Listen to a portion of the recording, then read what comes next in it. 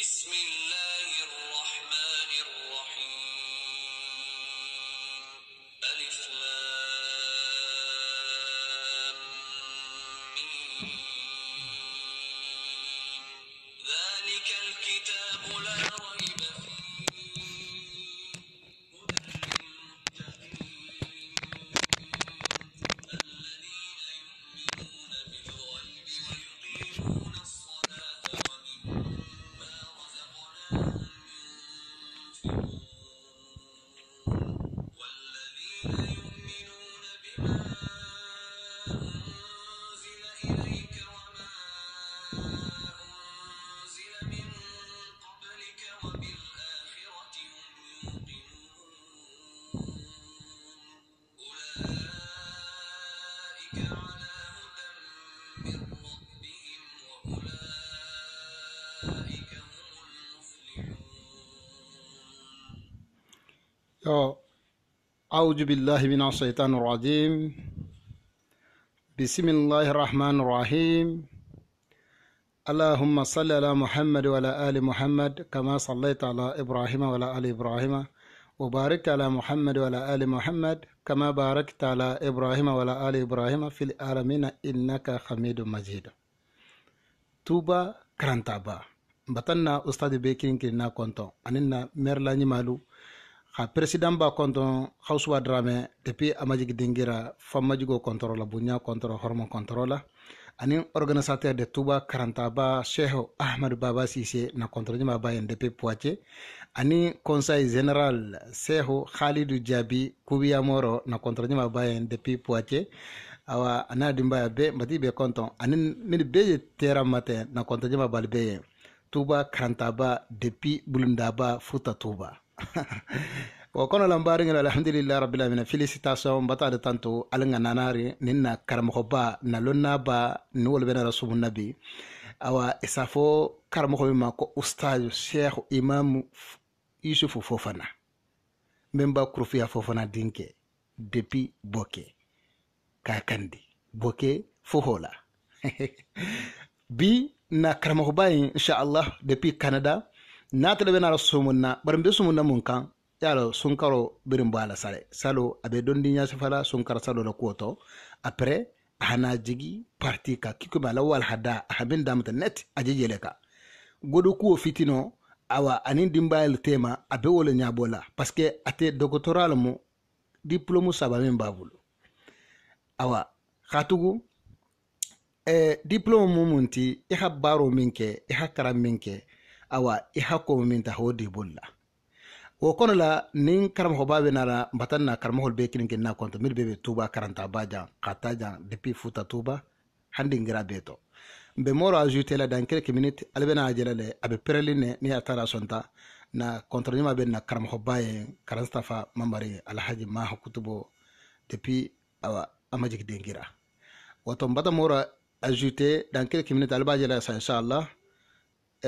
mata invitation taha moro isa sabite pour que nga khalara dingra killing pour que parce que attaquer ati preline awa Hausuwa Drame na contrôle ma bien awa voilà moro wata sene voilà alhamdulillah bi c'est impeccable sawait rasul ala partager jandi ala nabiye wala da important wala dinarente ala partager batal tema tara ala ha partager en quelques minutes arbe moro jela sai الحمد لله السلام عليكم ورحمة الله وبركاته شيخ إمامنا يوسف فوفانا. السلام عليكم. وعليكم السلام. بارنجلو الحمد لله رب العالمين نكرم خبال جنتي نا أستاذ با دبي كندا بي نور بين رسومنا كيكو بين رسومنا نعمة كبرنا ولا حدار داموتا على ولا حدار نفاي بنياري awa o misalo albajala le warhada bi sufi ka nyame mohol bulla donc aben na farine alhagigo nyama bi nimna moroba na karamkhoba Cheikh Ilhaz Imam Yusuf Fofana depuis Canada nul bena rasul nabi walhada fulaka walhada fulofolo ahadonya sifanye sunkar salo le koto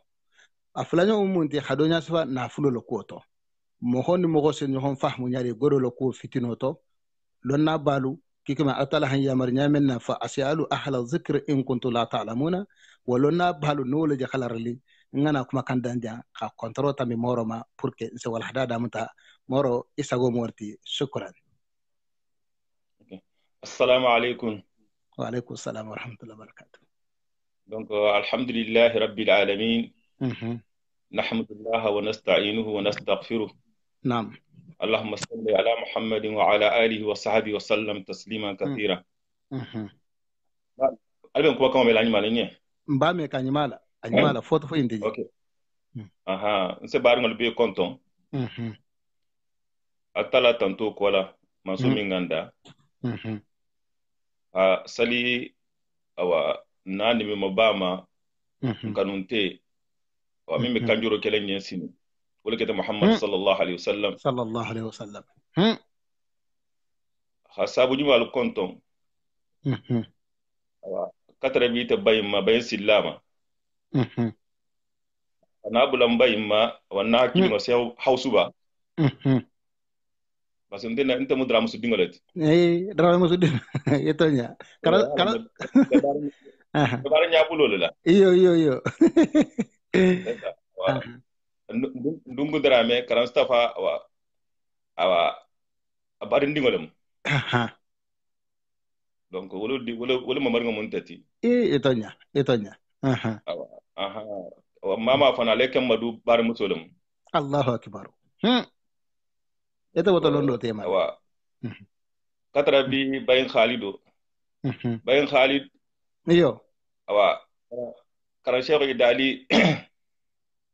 edo awa woni tulbemba abari ndingolem. Allahu akbar. Allahu akbar. Anata abari muso jama. Awa karan sarani karan Sheikh Idali dingo. na kilin fa kilin mo digiri moya. Allahu akbar. Wala dingo mo ba fo di jabiti wala be awa almam yala ten kubiya. Allahu akbar. Katara bim awa mbari ma awa sise kundangulu baba maba kada bula sana sima bi bawlu ben dafe ko jangasu janti atalbi asata katara bi adohol be maji kana bula mbay maharina atubul bema iyo mbi be konton na hasalu sali be salmafu wa nsen tatalu ndolu ni fandi ni be min fana be si be konto be salmafu ani so din ko be awa kalbe salmafu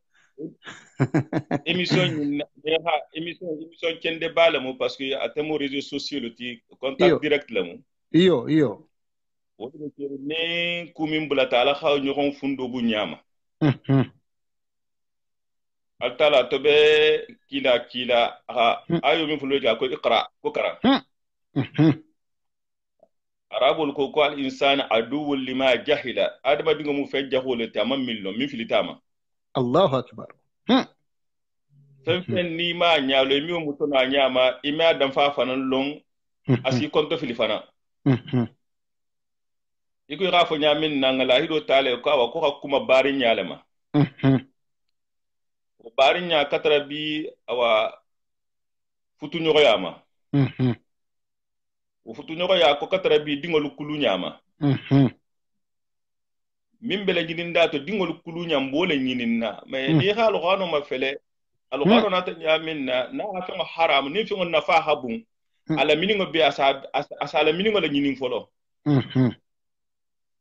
isa nyiningol ma sete yanni sila ta fama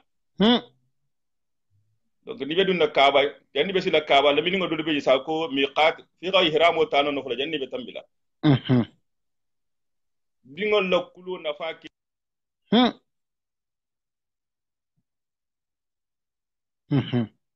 Rasulum benarne de yo minare janni be sila dingol kulu kenya ala mafo a dingol kulu ala miningo to a meke nani ala bengo ko a meke ko nani fa fongola bengo fana meke société la bengo ko société sigini jamino no le a metano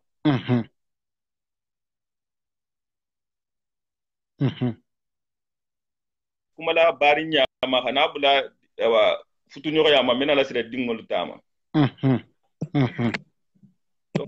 damu tana la sonta fana ninga kumin damu ta ala fonu sire ato me abula fonga si ada ngoma wala kana bata un digiten na ma ku ngarol ju wa banke ku de insha Allah sabula nyogon no ma hanga min lahi di nyogon nyanga si wo dangoma na min la ton so fato insha Allah ni kala ton talla ko sire ato donc na émission yin kole koni min bulata kal ho fo bimbe sunkar salo le bulo ma mena to ko tambi wonya man ku do fato ne hakra la hido fo 30 nun 30 émission fanam baki o ma mo yanti kala nyaadi sukaro kola yanti kala nyaadi sunkaro kola sunkaro kan tambi tan tun ko ka ko punte kirin ni ha me fi ma akola la sa akola ni ko baba ten ni baba ko ba akola na hi ko dun ne asalon ni baba ni ha ko mutani me kan mutai salon wala ma Allahu akbar ni ko sunkaro nga sunkaro sunni salon ni sunkaro ni ha swa nyamale ni ma swa nyamale wosolon sunkaro kolale wana ta sidi man sana kuma wo fana ma bari min wala min ma wala musalo di min ko fet idul fitr sunkar salo muslimi asal caractéristique dol bala ma kan kuto dol bala mba fe wolo nyaasi ba bari ngoyen alko ngalon to la feti min jeinti mu fa mo inti ni ngalo min mu feti ni halo alon nyamti isa le bam tala nyamen ne isi ke ko fanan long inyanta hamin kyato so fanan long parce que feti ta ha fendo le boje ni mo lo alon nyama hamin kele isina saji wala me ko jahiliya tumo isina saji tumo la ma Allahu akbar ma kutu nani wala be muslimiya fetlu ma kutu nani dalo lo nyasi falato ma kutu folo mo minti enin feti wo man kilingoto umunti ate il a été légiféré par le Seigneur atala fongola kha asare ngola digi mo ma inventé feti min be kerin ko sigi min independence le munti adama ngol hisi parlement na ka ko mate ngo ke fetiti o so ke ngay ke fetiti wala mo feti ko toluti mais muslimi a feti ya doti de atala fongola kha wajibiya أنا أنس رضي الله عنه قال لما قدم النبي صلى الله عليه وسلم المدينة فوجدهم لهم يومان يلعبون فيهما قال ما هذان اليومان قال كنا نلعب فيهما في الجاهلية قال إن الله قد أبدلكم بهما خيرا منهما يوم الأضحى ويوم الفطر ألا كلا نار مدينة أها ترى لنفل لبيبل لا ise fête ke lumfulo minto lumfulo be nyamin ne ika carnaval Rio de Janeiro lo nyamin na sambal se ke nyamin na wala fanan trambe Madina donc fête min trambe je a samba malamu a carnaval malamu a nyaka malamu ngai bolu ita ka fengol ita wala trambe kering dolo de minna awa dongol be kala wala trambe kering donc ko hakilu sto kende ke ide salo minto anata nyaadi be mun nañi nding haalo samu ta nyaame akawa kala batal lum fula kuta dalima min ngani ndi ntama dalma de mo ma dal altala min nganda wala khadalma wala mo donki saloti anin sunkar salo wala mo do la jumo la dala mais sal fulo ni ma donni donc ama hankutu folo mo lati ama kutu fula nyoga mu minti salo nyim bele dunia ko le dending mais mislinya salo sen nata mumma ko hana altala tantu soro la soro min dimma soro min nga soro beti wala mote ha chance dimma atala batu ana handa wo batu le kamma ko nga batu anatana wakatu dimma nsona batala wakatu minto wala keta hiji karo tilitam folo dul hijja وما من أيام العمل الصالح فيهن أحب إلى الله من هذه ولا الجهاد إلا رجلا خرج بماله ونفسه ولم يرجع من ذلك بشيء الله أخذت للتنفل هيجي كروت للتنفل باران تكيري تبارو من كيس kutato minga siya baro diga baro iga bara fen ken ni haketi tan folo kono ala siya baro beti se baro min keti kutaluto har watilu har wa baro rata ke penneti itata ke loto ala koto ine tata bato ila ko subhanallah doron subhanallah wati tango kono bara yo gasaw beti Allahu akbar wala mutili tan folo de hiji karo tili tan folo hana lukin la woto wala keta arafati wa arafalungo fen nahilo arafato geya kam ma batadi nya be ma batabe kunka Allahu akbar o ni mo fananke abata sanfula o khafariya min tambi tan menare min bada tambi bar sanfula junubo khafari aw keta arafata la Allahu akbar donc wala keta wo feti le keta sena kiati tanyogoti wo kunduso wotilingo kunduso wala keta wo sako manda no si badem wala ka feti ke tili tango kendo min bata dima ani hijo min bata soni yeye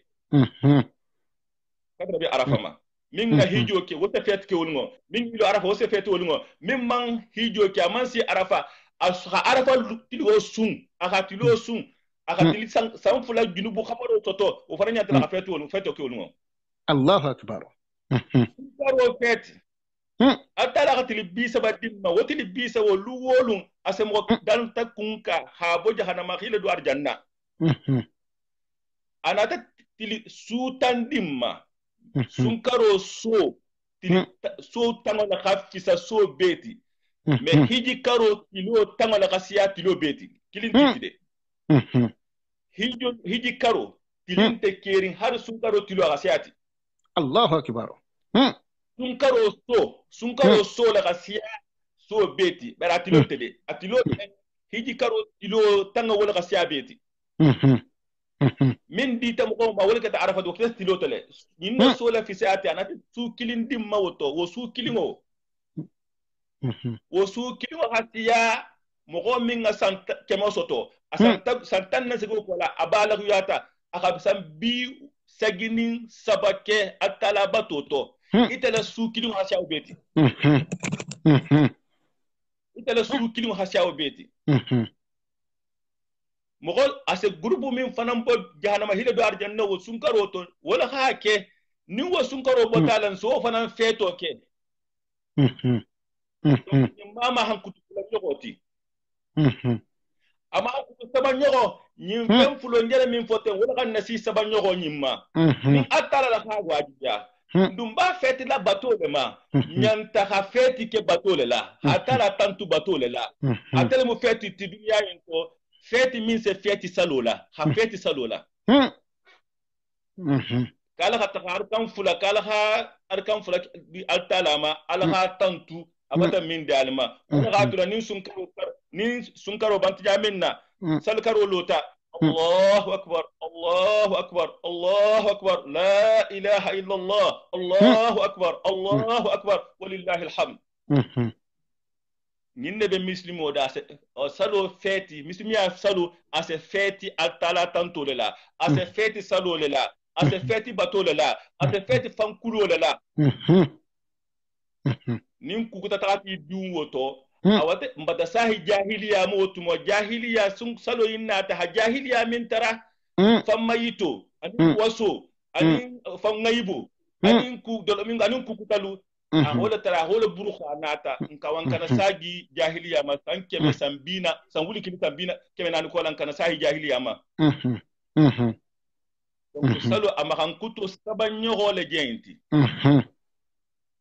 amaran kutu nani nyoro muminti muslimi ame takabari nyako muslimi ame takabari nyako e ka do ko muslimo la bari nyawan kamala wa gafani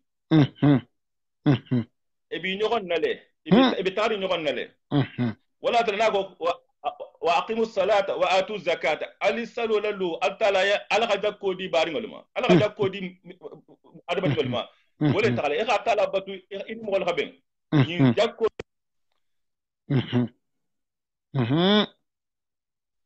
alhamdulillah wala ko la makan kutunani nyogo atele keta saloti min so se kemunti sadaqu hiji salo donkin salo kala halla yango bo ha faga wala yango sadaqa la musadaqante sadaqa doronte أكو مثل المؤمن في توادهم يكون غافو منا مثل المؤمنين في توادهم تراهمهم تعاطفهم إلى تلمولو إلى هن يوم ما خاين كانوا من بيتي هكانو خاجي كالا لوكو أخبوجي سمبو غدياما والمتوادتي يكون غافو نيامين هكانو لينكيما يا سمبو دياما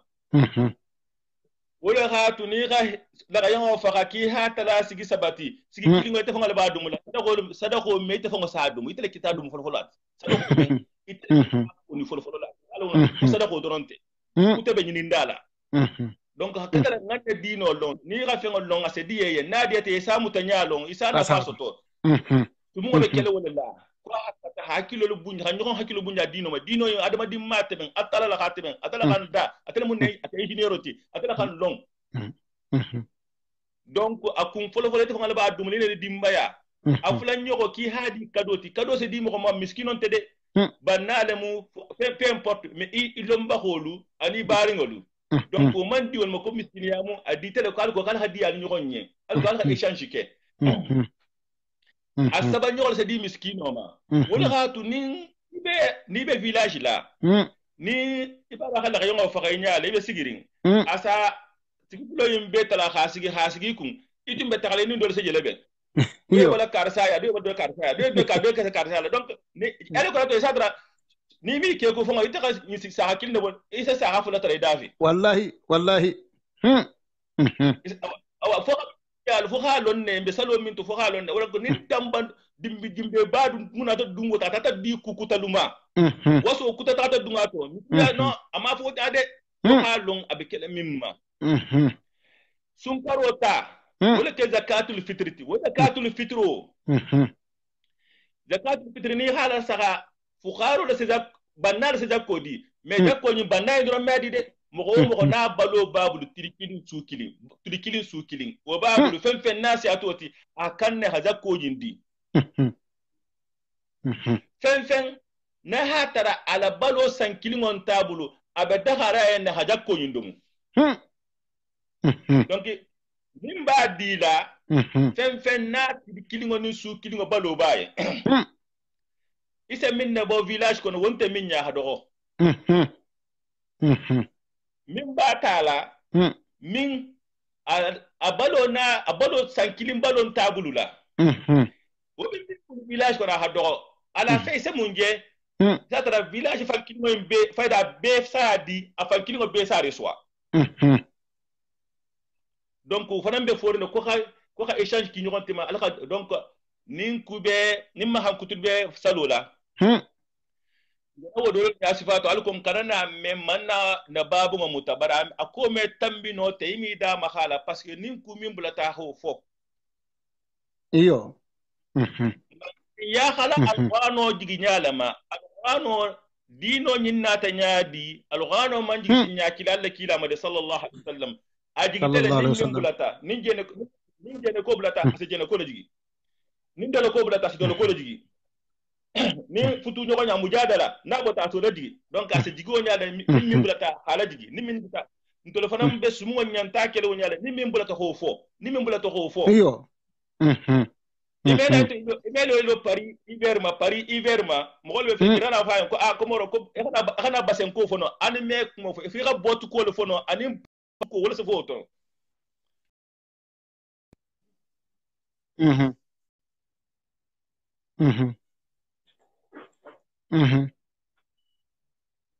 dola killo ke ala sa ka de réseau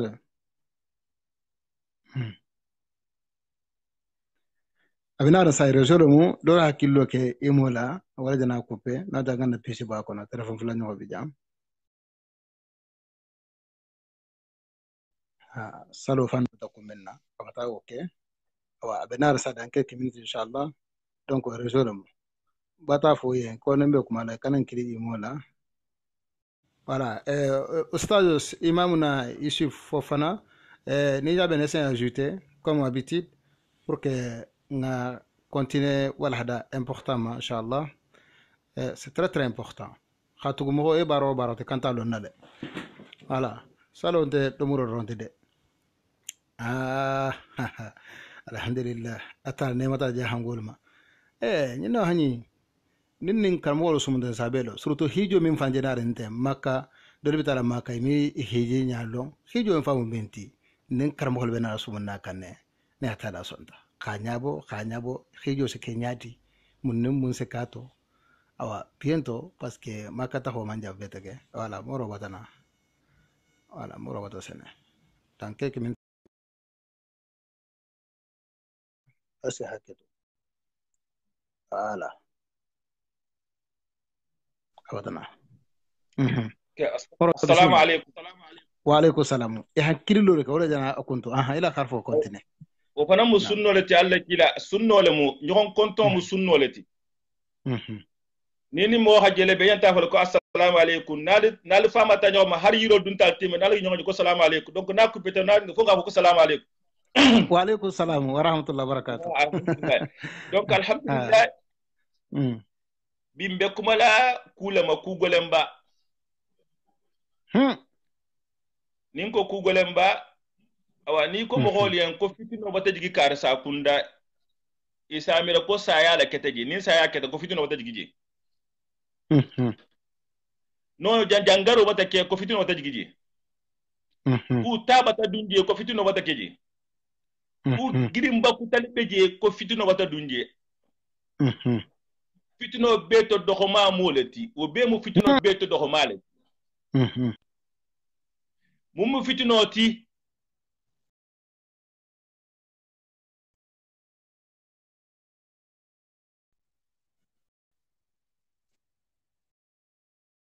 kelo ngay mo fambala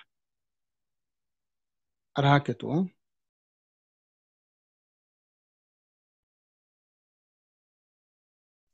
aha bataji mo bata kharfo damuta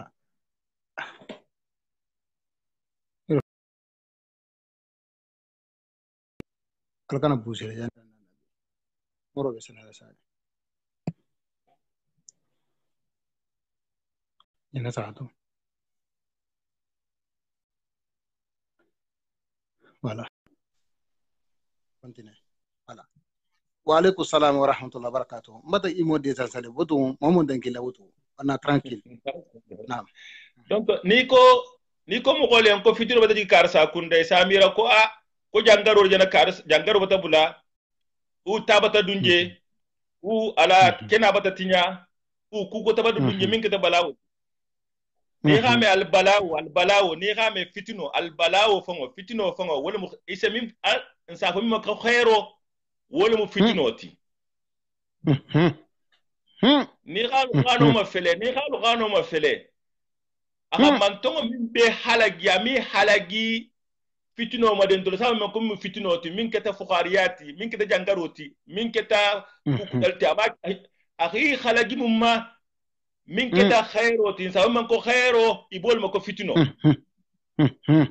ibol ko fitino londo nala ha dima bata fitino dima na ha godo dima bata fitino dima na ha toho dima bata fitino dima ni musole mo ni kenya tete ni fitino lamu donc muso ke khairo ti i kenya ibaranya barabata fitino di gulula donc wala hatula ibnu qayyim jawzi ako ko fen sababeje ko mo hi fan kisi woluma ana nte e halonte mumunti e halonte to nyalonne e halonte bonso lonne ako mo hi kisama atala setano la fili atala iblis la fili Allahu akbar e ko iblis en ko majigi adama yen ako ana khairu minhu nte khafisati nte bota minto wo mutaleta to bota minto bankole mu nte khafisati e haje mo wolo fanto baya bola nyininda ata fanto baya am o da hila fili amenya je koma ero le mu Allahu akbar ero le mu me fitino le mu afula nyoko menti di ntele tamu inti ونادى فرعون في قومه يا قوم أليس لي ملك مصر وهذه الأنهار تجري من تحتي أفلا تبصرون أما أنا خير من هذا الذي هو مهين ولا يكاد يبين. كان مقول هي أنا ما في لدي على جردن نسخة من بويلا على سمون النسخة أنت على بنتي أنت لك في سبعة فونين هاركم ومن كسالة فنتابولا donc nala ka sampu dima aka kena ba dima aka khaira ba kiya aka woto kendo do dima ihi hakilutu de non teni firawna stagdula kilin parce que wala ka firawna fanan fili ani nyimbenteleya wala ka qaruna la firi in qaruna ko ki hakilutu kana min qawmi musa fa ba alaihim atataram bani israel ngolo ti atala ta khairo kayan atajagu folo na ta ka bari ngolo ti subhanallah e ka to ke nyamin na e ka boy pambulu jangol man kuni jangol to ku kalama itele be ko be kalama bala bata firmo kiyen iyo awda so ya kite mbita ite to abula nyingo na la ko konna tala ha kuki ya man minki ba ikafu nyogo yen kuki atala ye ikafu nyogo man ikafu nyogo man minki ala yen non ta sa kusi gila man min siga ikafu nyogo la Allahu akbar atala ko lo to atala ko kullu nafsin dha'iqatul maut wa nabluukum sharri wal khairi fitnah wa ilayna turja'un kufla la beja kullu nafsin dha'iqatul maut nilama wo nilama fa khasaya nem fa khasin nilama ni ba malaka kila jinna no fen damu tabala la bambala fen ne balo bayan saya bayan donc nte min be kuma la temba ni ko min tato hospital iko ayen ko mbati ti ko ki bata ko nani kar woro isaya fate abata nyaake jena fate min nyan kar woro dole be je tilikili ne bo liyam balo to bari abe ma fido to Allahu akbar bari bebe nerin nem bebe ko nerin na o bebe londa tala bulde na tala ko bonni hijabon ni o tema dole fase ke dole to sai wallahi wala ta jibril na ringa hakon sai min da Allah kila ma ko ish ma shi'ta fa innaka mayyit Allahu akbar ala partager bari be banna sayala ma ibe banna sayala ma parce ni hajem be min be kholaten atam ma kam ko nyani fanto baya ni ko boy fambulu pep nyina ta sayala la ni mini be fure ko la tuwa buduguje mini be fure ko la tuwa buduguje woli nya sala ku min kanje ni be nya be dalun kula ka mini fata fatiri bulle ni da eron ni sa hakili di famma Allahu akbar min tara kesi mo ko bula kesi min kono atole se bula kono akunne na fongol min so fa khata bula tato khajani ni bo kalama se ku se shanyini kuma se hakili bula se hakili so Allahu akbar Allahu akbar dingo do namara man sanji tansi abolati jeto asa afata sante fana modo ndo yan sante fure dole fana nyanya tawlo fana marla subhanallah donc balo atalo ka hasayala da janni ha balo da donc igam ma farto min beye kering e mo ha mi le ko sayanti to me malong ibe fat ibi wasude fate minna tumbole tamu banko dem donc ako kullu nafsin dha'iqatul maut wa nabluukum bisharr nsalla jarabi tanola wal khayr anin khayro fanana donc tanomu la jarabi roti khayro fanamu la jarabi fitna ibe mu fitino lati ala bangala wa ilayna turja'un albe sagila tala albe sagila tala donc min damu to musayati ala bango hidan ko atalama wo fulo tema mun biye woto mun bi bole fam bulu Allahu akbar. ita mu munti donc ha hakki nyini ha hak ifan so hakkilo la halon ko duniya ya hal dolam donc khair na tala ha di ma fitino lamu Allahu akbar. londo ba mu fitino londo na la ha kalsa di wata fitino di ma na ha man se abadi ma wata fitino di ma na ha ma dia di ma lonta sate ko na fitino lamu itanta musol yinde musol di borlita nola di musini na hakke nya abadi ma wata fitino di ma ifan so ko ke na karhan ita da yondi we bula di ko na ha godo di ma abata fitino di ma fugaro la tano sila jomma fugaro la tano sila jomma atu di na ba ta na ma sa mun kela jangarto mun keta fa sa ba mun kela jangarto jen la ha jangarto jen laje ha jangarto kerke laje maje fan sembo be mo minna fero ba ya banna ko bol la nyinina ko bitel la nyinina na tala ko to ku abana ka bati ma men ngodamu ta abata gantangi leye Allahu akbar. abata gantangi leye donc wa ko fitna hake fitnoti al tagilan telema donc londo njakuma la bele man hayam be fola jannimbe sila musolu tamba umbe sila kelu tama ba umbe sila futo tama ba wole sigirin famille min kono wole sigirin société min kono nuwo société man ben amete benno alors que man tanaje tano min sita adama dingo be maka godo si godo mam aman godo ako tuhibbuna almala hubban jamma godo khajali ako albe dodo ga fo godo man di afa kitano fane afola foloti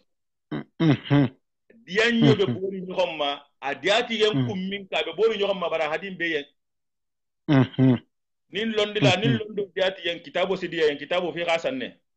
iyo ni ko ki xallo ila karango ki hadiya du fanto fi indépendance le soto indépendance fi soto parce que londo la min sa abulo le new banalia mansoria e mallala non londo mallala asata ya fan no le donc fi godo nyinine fi nyinine hi fanno ninga mbey min be wala ta kilimete ben no fo société be la teben hadamu to londulalla al iz bun abdus salam nyin trambe sigirin damas lundo abe sigiri damas bisuro kono baraji on londula karin na hadogo aha fanno karin ta to nyafola be karantale shaban karantale bar karamo mum se karango fa habo sonno mele to a mebe son numeto ni ma nyama ntareje na bodo so astra son numeto na bodo dada adada datole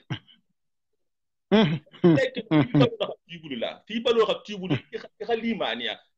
fa na dumme afan fa hala kulaka wala hatu godo ka dibe abe sigiri no de man so min beje wolungo dim farta dim baba bulu dim farta dim ba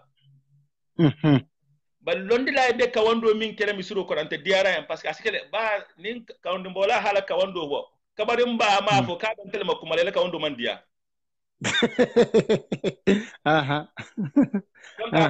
alma mo ñu fa mo ñin te fusila fo kan te ku to ko to bula ñimbe nin ko la ñu tele ñu na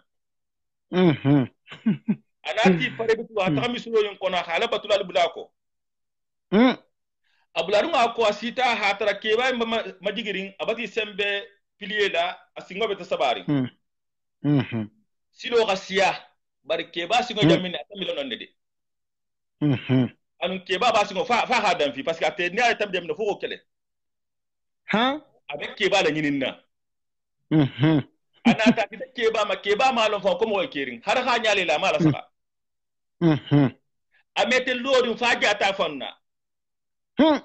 anata silo koro atakata aba kono akona son temento fula bitugun abu fula kono nala son tense kule kemento fula bitugun asagiri ngo loma aka soru li kalta hata me kaltu mena lati kalba fufula nari na hala jarbi ha hasin maja pop e kayan ko ni ma taw kuntiya kilingo ni ma ta le baba lam man sai asa maga isi mo mi sa won de akon dum ba kala nyaadi akoy be katara de kika invitation kiyama hana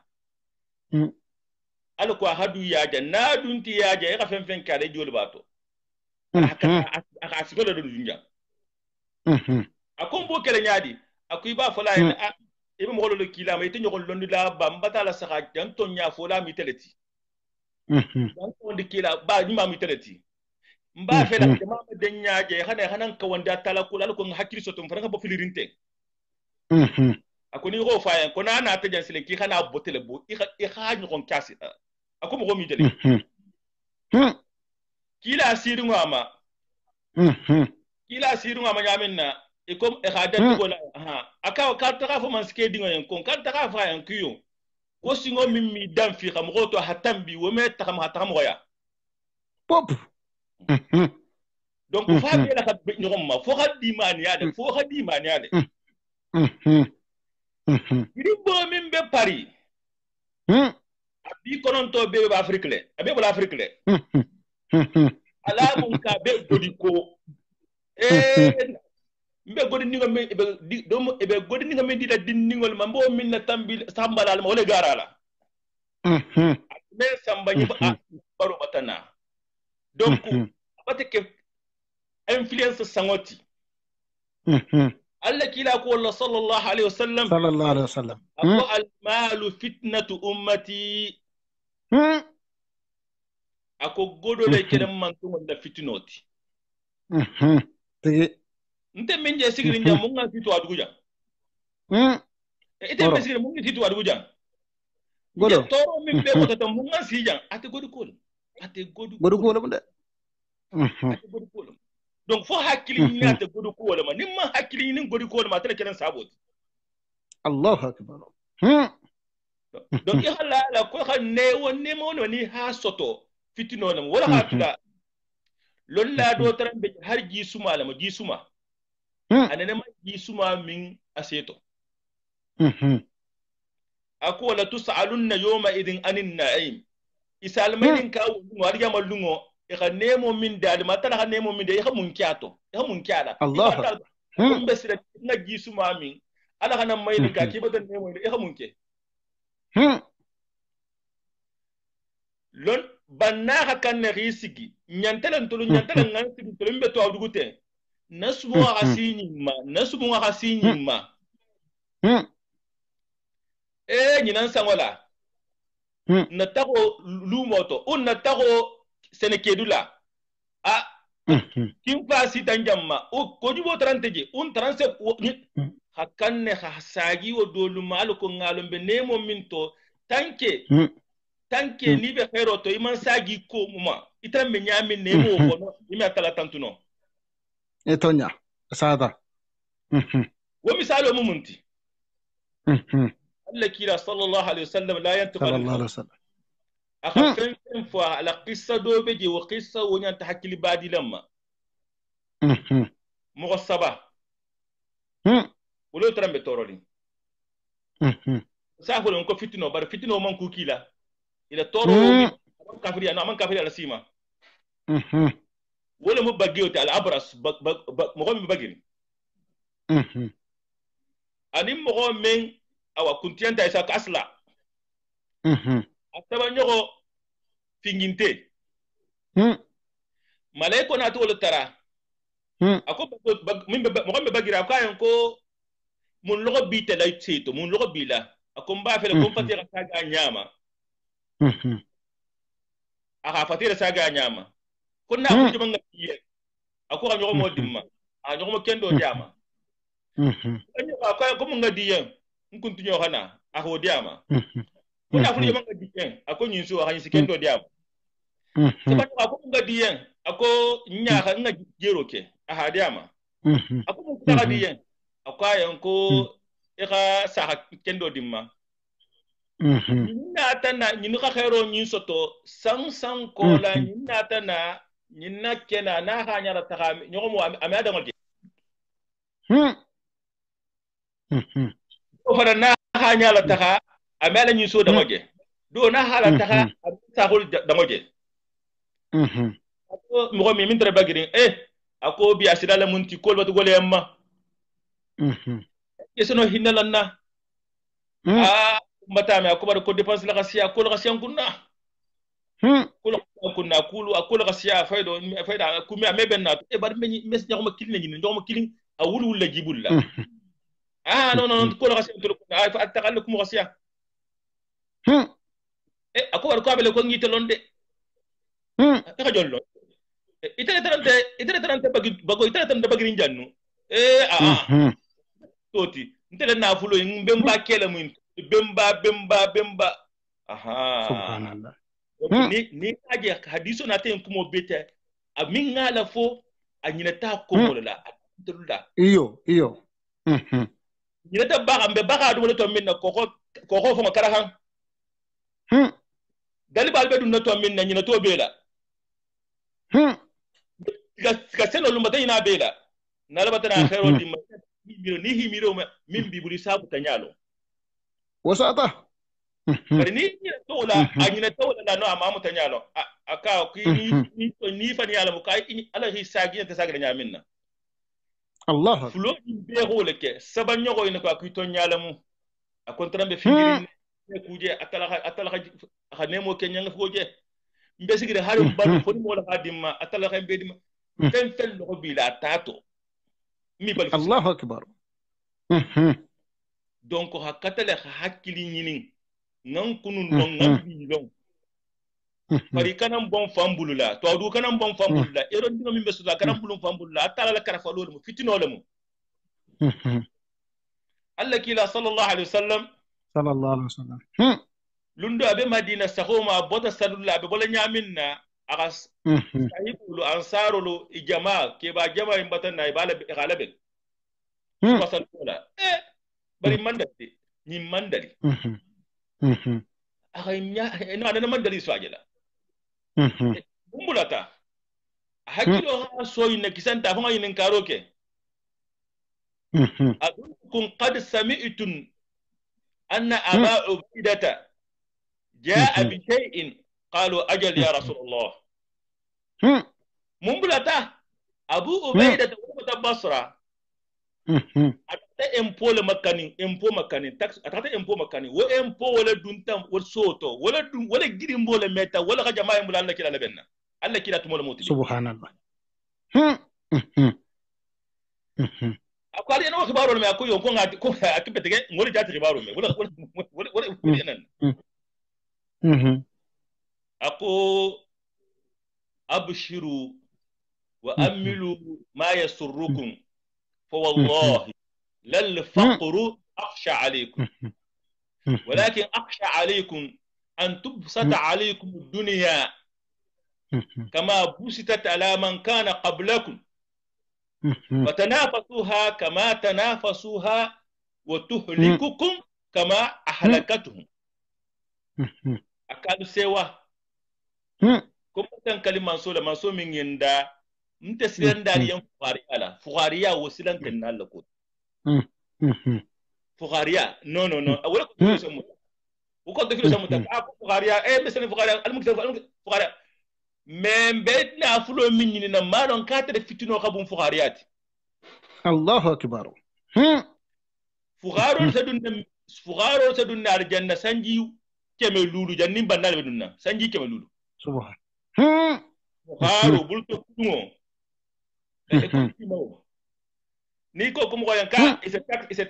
taxe d'impôt minke rapport d'impôt minke to awdugu mo ko min barala ne ka tamba isa ko le gratuit financièrement ta le dossier kono bar entreprise balo fo ka primo balo le ta wo fo ka tidi sabatil nan le ke fo ka no fo konti bola la kala dungo wala fanam la kala dungo wala fanam e ka godo to nyaadi ka dépenser nyaadi hari jannamu nin to abo ni masa kunda bati no la ko ila godo ila banki asuta min to ya taro sa boyla duniya jan to ban sa kunda fa do ngai a hakkilo de la koto mema ku ya godo min ninte banki de gasto nyaadi e hade masa kunda no do la no taro ta boyla man so min dum fem me filama fem me filama fem me nuhama wobi mo inin kala dum menna dala so hasto nyaadi ime tambi fi khafo Allahu akbar. dala so ha dépenser nyaadi fi khafo ako wallahi ko fukhariya konta silanda ali yade ala kala mbesilan dal munna o duniya ka firi alien jangolo duniya ta firi nye nta tibu wala bitu da sammu wala la sammu wallahi to kundu de manala wudu ta kurane manala atro karam ho kana Allahu akbar. de tamala ko so kam bitugum Mercedes dernier cri lu 4x4 cylindre kumbalu mbolo ko na bitugum wallahi ni bo ko ne dun tak ko na kri bitugum di musuni wala ita say bol khadi kele si bol musolo ko ita bitu musolo bi bol lite ko Allahu akbar. ime bunda konko amanyele yen fitino la jela kay fitino la jela kay khairan fitino lam nala man frendima isi fandun nambaro min sile di jangaro ma ime la bay man jangar go ma soto ime la jangaru jarabu soto Allahu akbar. hatulu wandi dingolu to isa boli keto basta godo bi bulula wallahi mesi salama fatala hida jarabi jang ismo sobo asa halago le kan ida atab ado godo asa tarafana ino te haji nyala ibe sigiri mi adomu no amina fano ega ta kuta e gaburo fana nya akale kan parce que ne ko musulien ko muso kadi tirinte ntolu kele fulo ka tirinde iyo Allahu akbar. Nin tinyaro keta sate kono nin na tata wa kono na kebalu hakulonde na tata wa kono tinyaro keta je ni na ta sabola pe ale karam batran talto je atran be ale karam mun keta nyaadi te beji wa tala ko be kele bulu nin tinyaro min keta kele be nin kala folo mun ngat tinyaro nin ke jani muso min kala bodo kanan tulu kelelo flo bon fanto no kanam no e ka fen la wandi dingo ke bala le dingol kanne e ka fen la wandi muso ke bala le kanne toro do se taranna junubu khafaro le mo junubo wolo do le mo don la do be je don da bala akon dingo kumbe batuba nyimbe kella ko atala khanju sole tele koto alako mbe batuba baturo banyin suto salo yin sala banyin mbe yimbe kella alko atala khanju sudadi mele koto parce que jusu sonjado so soto yi musula koto yinga ijinu bolam wallahi sondado so to yi ngol koto ijinu bolam Allahu akbar. soto kahfu kono dena musa kabiyasi min ke ngal khano qissato ngile ma nyimala de talinte de talinte ko hakkilo dimma hakkilo jakko dimma aka dindinga min tar aka miri min tar loring abe boyla sa te occupé ma bara mir la lole de akwa baba taram ko malati ababa la nyimaya wo sa ko la wata fara fa la few alta ni yomu aka nimmin kuma ta duniya yinto anu khudar waliba akwole deki ko hata miri wala ilaye hata miri wala ile kulise dol la koto timo dol la koto bati baba ta sa pata fara ya timo la barakonte de baba da balurunto na aka khairo minke tilma minke ala ko chita da dama akomo awo saya wo fagarimo barako khanyi mo ko ti mimbe baludin haramo la abi kira haramo la abe baludo haramo la be haramo ko kela wo se ni toro sta fa koto ase ni toro sa di muso koto ase ni toro abuso koto ase ni toro fa sta adinga koto Allahu akbar. Allahu akbar.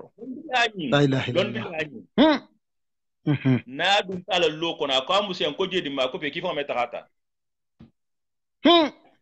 ami kya musu kande ka batan nani no astara salige le muta har kan fu bosi kuni hay ko injena murta mula tala jongala mu atala le kila le mu ne ga jana murtambulu ntele man kula atala yen wallahi ne kulubali atala yen wala ga tunye kulubali atilinna asa tahatar kan fula sala tale hatar donc mbe toro fen to folo janim ben mo kuta atijula ikita akete musit akete dinti nga kumba folo ngoluma nan nku Kenya la tilin nan dongo na Kenya be min dunna haseniya nke ko haseniya Allah kila ko sallallahu alaihi wasallam ako inna Allah tayyib la yaqbalu illa tayyiba inna Allah amara al-mursalin bima amara bihi amara al-mu'minin bima amara bihi al-mursalin qala ya ayyuha ar-rusul min tayyibati ma razaqnakum أيها الرسل كلوا من الطيبات واعملوا صالحا واعملوا صالحا الذين آمنوا كلوا من الطيبات ما رزقناكم ثم ذكر الرجل أشعث أغبر يطيل السفر مطعمه حرام مأكله حرام مشربه حرام غذي بالحرام فأنا يستجاب له الله أكبر لا إله إلا الله كرم غبا من تنبتا akadin tan nin fulo min soto wuli keta atale nyamin na karamo ba sembo mo dike a sembo me anono din kilingo na burti tibulo ni abe mari kuna to abalo le Allahu akbar la ilaha illa akulu atala yen ala duwa mutata atala ho bisila da diama di lo kuto barakol kita ni wala ko ko min to nimboto ko no ni hiyidi lela kallankiali no matam fanjanfa Allahu akbar la ilaha illallah subhanallah donc na ko astras to mo tana asekata alla kila ko sallallahu alaihi wasallam ako atala me fenta fo min be seniyari atala man se seningolemu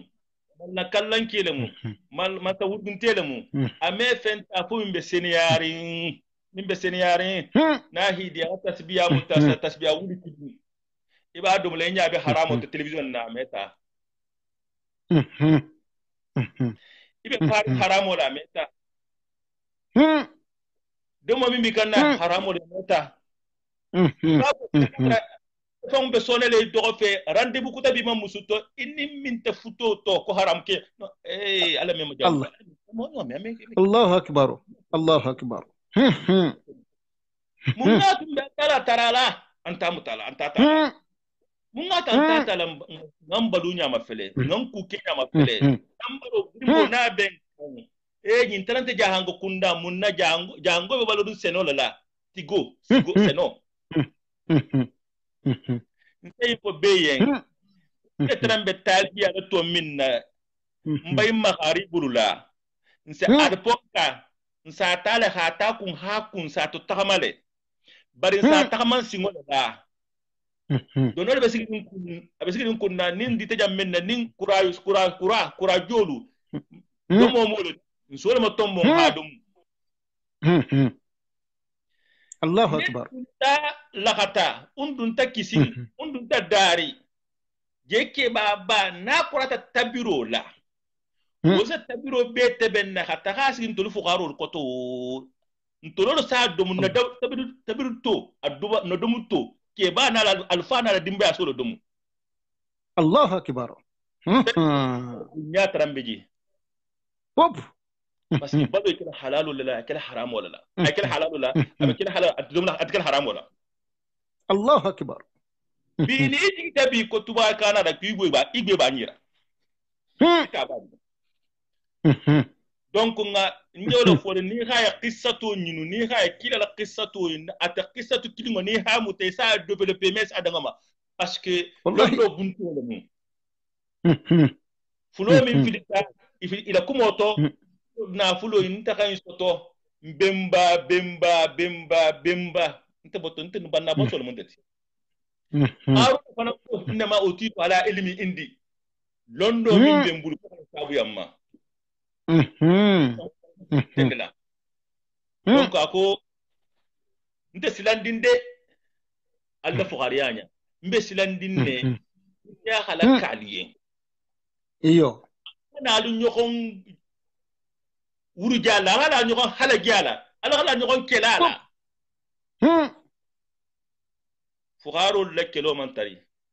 banna lekkelo atela ka tari atela fana nambaro kabum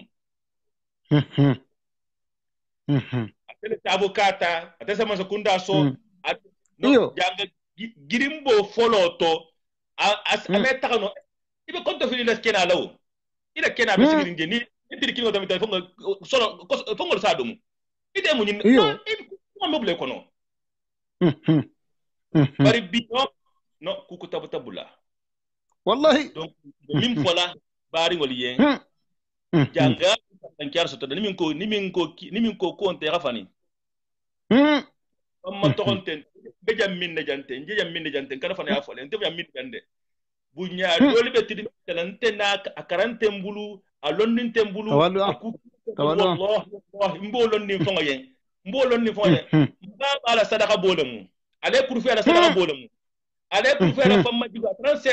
ale londu du ta kundara mbemba ta kundara ko hana alqano fasari bokke nyin sobe fakala alqano bunya wallahi wole benko iyo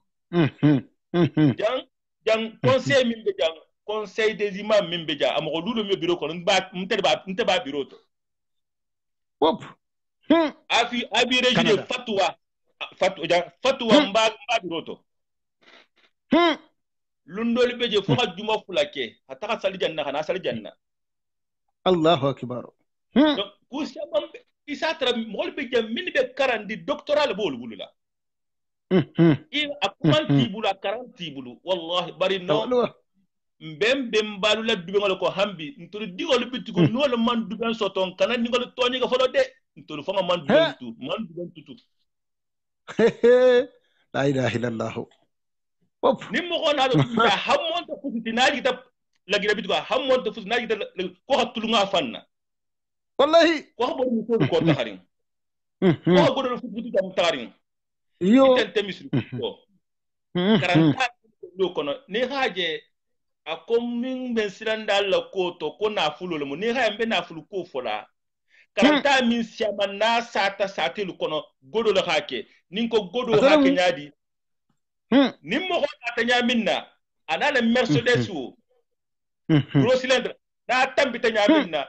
min bebe karanta la min ngame abe karanta la asiama sek wolungo mu mebe asababe kono Allahu akbar wo sax man da abebe tala passeport la ñu ne toigu abebe passeport tala ko rakle passeport ñu la wallahi isan nimbe je sena ngay nse wallahi ndara don da kata imam malik tumotole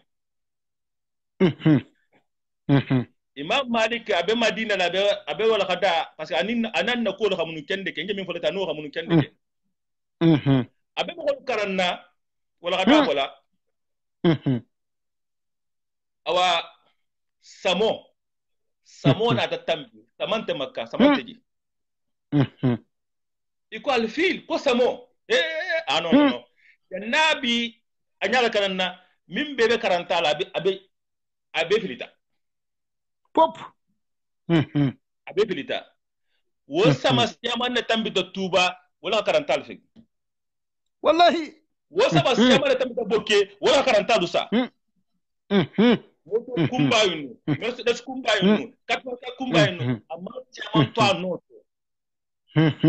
habitan da ko danta min ga habet nyambulu wallahi sata mfonga ta woto nyini nyimam min nyini to ko na sambullo han samba minto na sammu wala han samba minto ito kulungol beji wallahi ngole mun toja dolo mi ngole mani kutale wallahi dos wallahi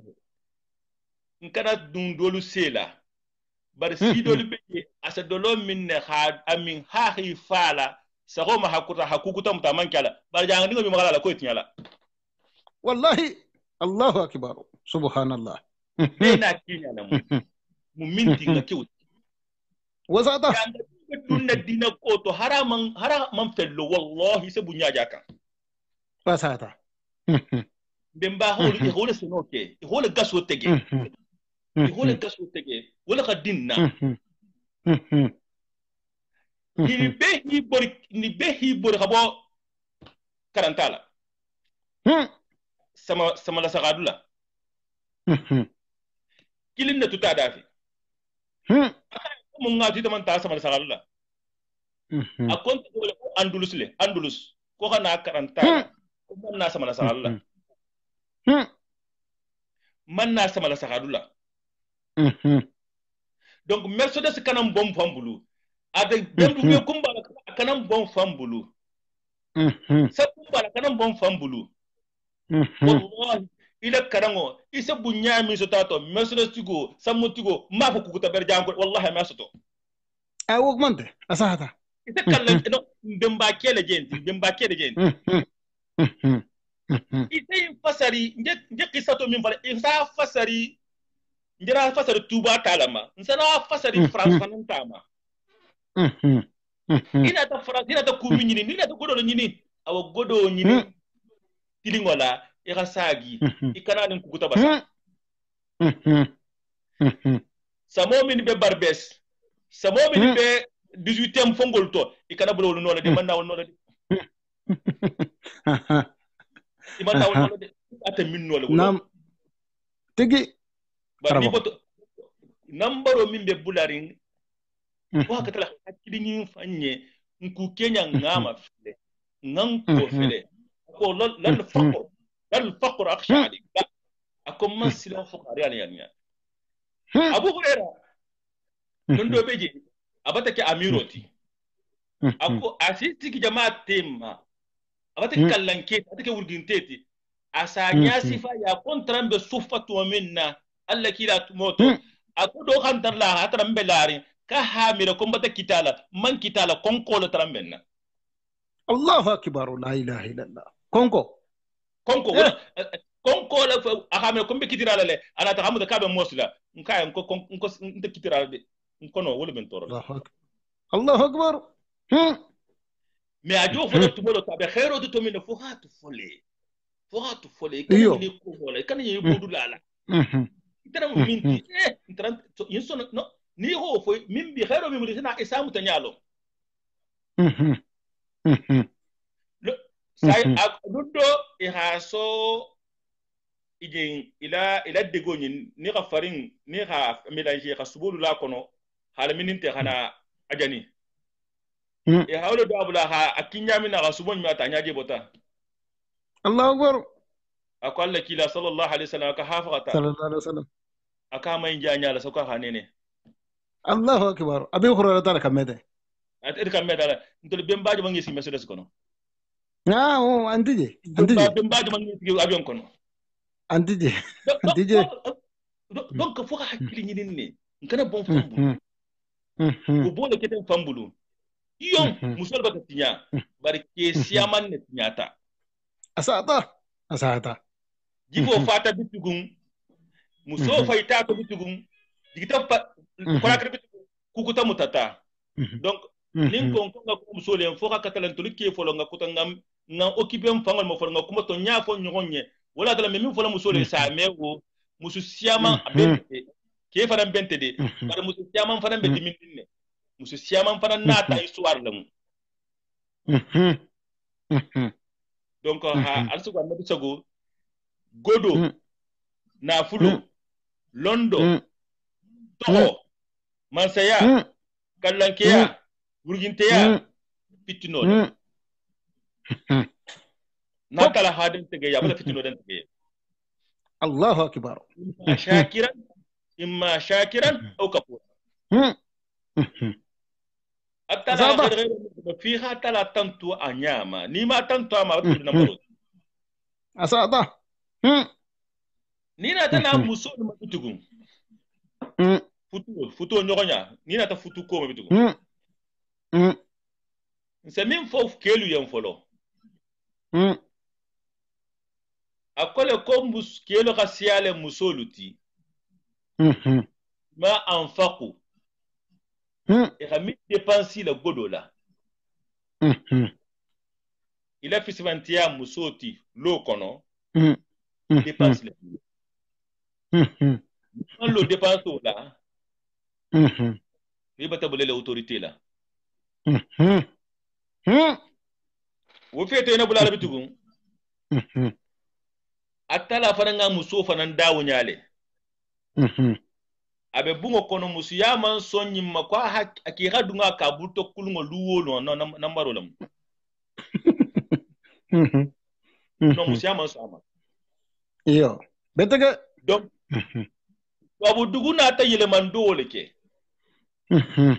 Mhm. ke ka pantalon dun muso ka pantalon dun Mhm. Mhm. ke ta nyini muso ta nyini Mhm. a pantalon dun na fulo jom muketi jom musoti kuma na ta bulato Aha. Aha.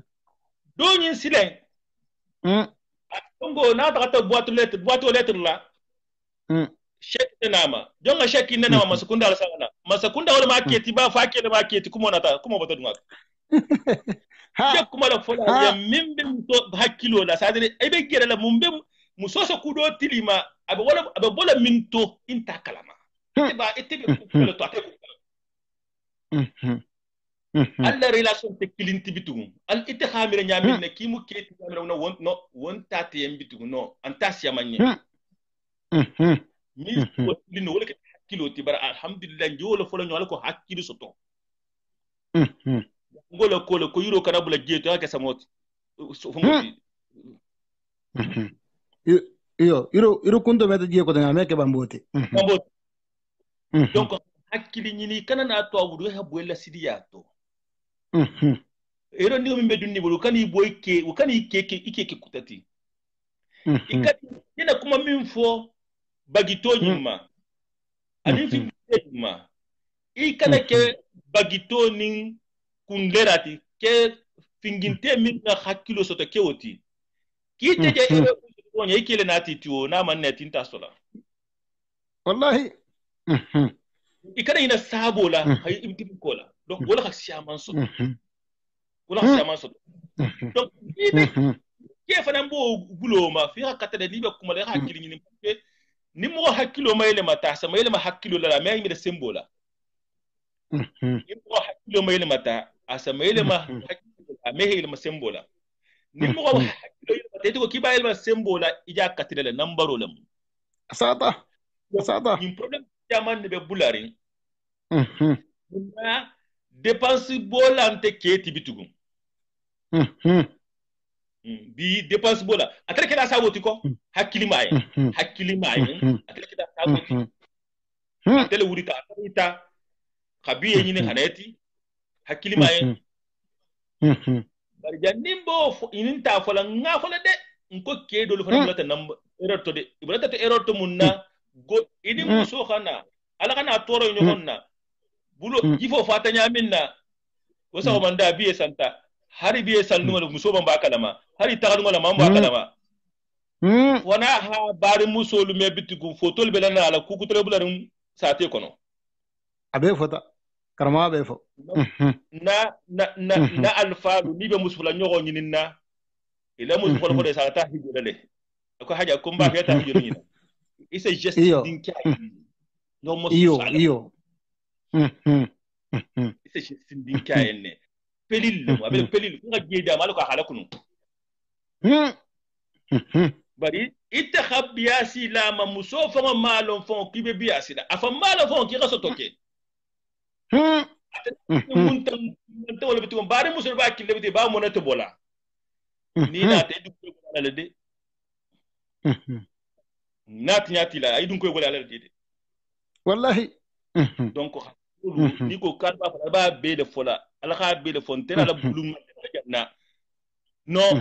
ko siaman tinya tan ko kelo de keta folo foloti tege bulum mabbi mbare muso dum tubita mbado tubi halu tara alani annabiyen bari ala misme ala na hinna nyogonna be son khonniya ani ya memo gonna fa fenfenna ikke mu ikeleti ikke mu ikeleti idingol babalem kumi be musoni kete matala la halon ila godo min bi bulula mba ele ga kes na khadijatu bati na khadijatu ba e ga kewolati alla ki misimi akono histoire abantalo bangole ki ni histoire longa do nyama mefili atala bayin mata de ko na khadijatu ba ka alla ki la da me wotu nya tundi ko le ko ha kenye exemple godo trambe musolo bulante kebulu musole fongo sa e fongo ki dila yala para mamba fambulu de ita do ni lo godon te kilinti wala khol goda ha ina fanya ita lo godo kile kita saboti kiyeta bata ka saboti konte min be kamalirin ala erer dino in kana kiyeta khanyina la khairo bela sigo kun to jang wala tulon ko ay na min fo kaba damu ton ko li qaumin yatafakkarun mugol yamin simira nga kata ngamira futoto kana nugo nyogom ma musoni ke atala hala nyini nyamina ki hi nyogon je nyamin na wul manya hi nugo nyogom ma mo bakale na khadija tuba wala hi okibi alla kila ma hi hokibi adingo ma wala khan alla kila hatan sotono hata garu hira hata tiloni sobe tambije parce que wala ba ko ma mimbi okipera ma hari qati'at min kala hibla ambargo to minna na khajaba dun taala nu kholu kan abarin ke lukan ha alla kila dema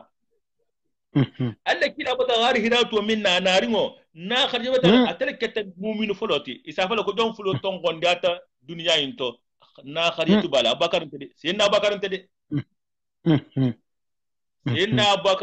senna bakar khatal na khadijatu ba mu'minu ma tel mu'minu foloti mismiato mu'minu folo mismiato na khadijatu balam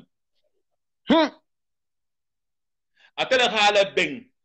alla kila sallallahu alaihi wasallam ninga tafanan ta ko tafanan ta ko keli fananga ka ta alla kila Allah tabaranya min nan mi holma alla kila sabab amam fisr wallade yundo ko ta ko tamara aba jigirin na khadijatu ba ko kana rasulullah sallallahu alaihi wasallam يكثر الثناء على خديجة فإذا أثنى عليها أحسن الثناء فغرت أقول لك لا ترنك تمغلتي ترن بلنو الله كلا صلى الله عليه وسلم نا خديجة با أساجيله أفغرين كولا أساجيله إيه تلومت تعلم مسكرة فبتعلم نجننا kotokona kesenta koto mo fi musu munga ke muskoto itala hake muskoto atarantonya no donc akono ako musu tangala wulengoni ibate inna ko fa bada sigimma aka da musu di maminga tiata wallahi mbatan kaliman sura manso minganda ala man musu di maminga stati parce que musiyante faté doronna musiyante ke nya doronna musiya histoire lam ala histoire min kal non al funi kini ma ala toro min kal non wala faram bato aqad amanat bi id kafara bi an-nas ya tamale mugol kafiriyata mato minna صدقتني id kadabani an-nas akanto nyala di mugol fan yanna dito minna wa asatini bimaliha akon supporter ala godo ala na fulu akon tuta godo ala kanso adingola donc ite keso infole ise infole musien ari dingo dorom mi akadingo min doro kan yon bar nimbe en fola musukani siginon de ko yon ko imam jene ko to nyalam ka kidu no ite fanan est ce que ite fanan ngakele kun na khade da hakinya minna est ce que tan ngi godo ke sa goto ite ile godo to ke sa goto nsafo bar musulien nsafo ngakin walien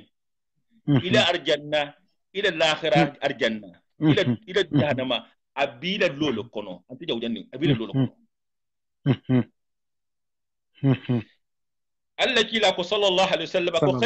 khairukum li ahli akwato li kelu beto fi samante min nga nyinga musuyen min nga kurma musuyen tede min sa musu ko wonte min sa musu nan wonte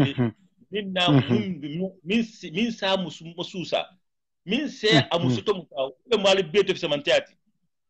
akola yed ko khairukum akalu urgunte atul urguntelu sai ma ko urguntelu wala me musu wala me gusrike donc c'est important muso fana ila khairo be abi kele bulu e ko mawludu batabula kitimbo batabula fidawo be bulare ibe depansi min be je tuma do be ja be fam mayito le mu ibe min kele inke ya wala musadaqati ma Allah kila sallallahu alaihi wasallam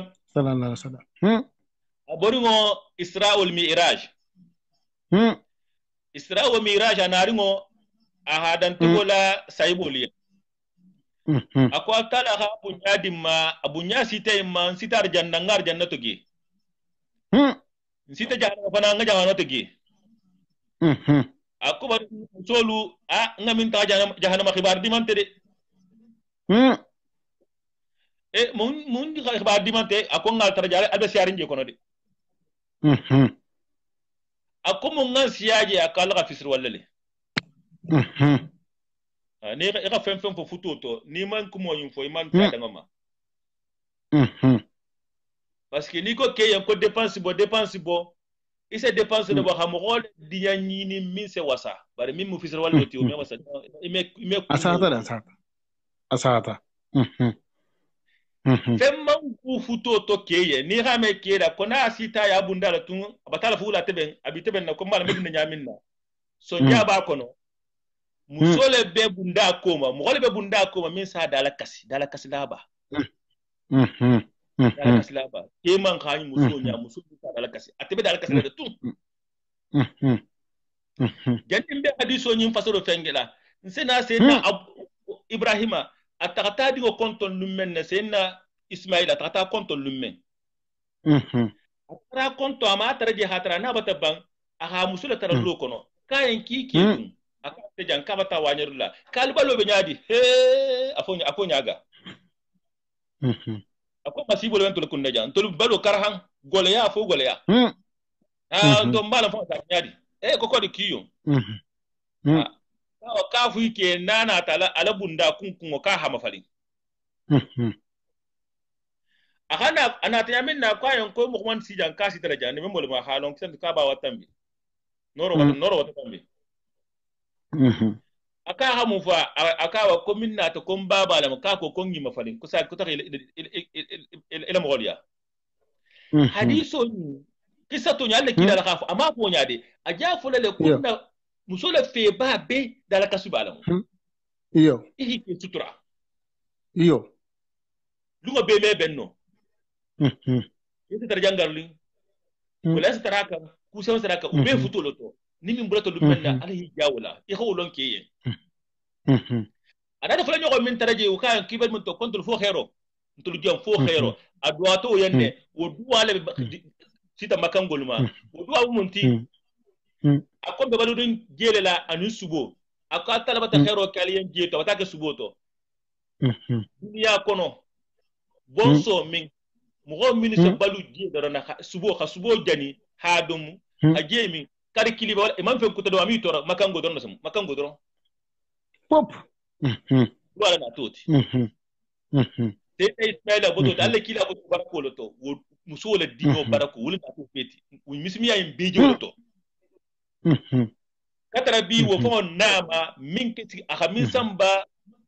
haramla atata digi yaje jintigi mo gonti fusinteje atala ha makka min lo kaba min lo atala ha fisadula beti mbatel do ko wala hijo staki jele arkan kini wa sa wuli ke moti